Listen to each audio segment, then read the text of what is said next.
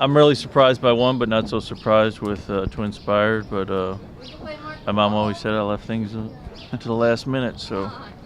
But better late than never, I guess. What as a trainer, how did you approach the situation with having horses that you weren't sure were pointing for would get into the race you knew you were pointing for with them? Business as usual? Just point to the Derby, and if they tell you you're on the outside looking in, there's nothing we can do. What group was one of the more boisterous ones yesterday when they talked about your horses? What's it been like being involved with the partnership with Twinspire? It seems like they're having a lot of fun.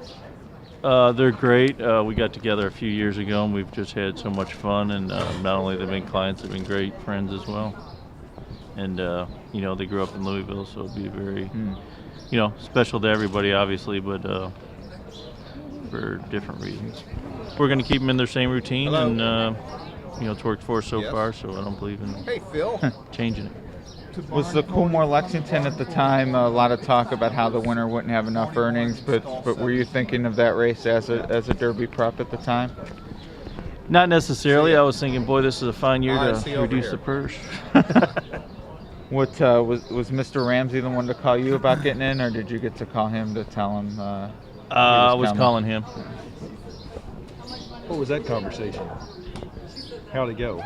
No, he was very excited, as you can imagine. Which of these two was earlier for you? Did you get a sense with one more than the other as a 2-year-old that you might be looking at a classic horse? Derby Kitten actually came in first, and he's one of our favorite 2-year-olds.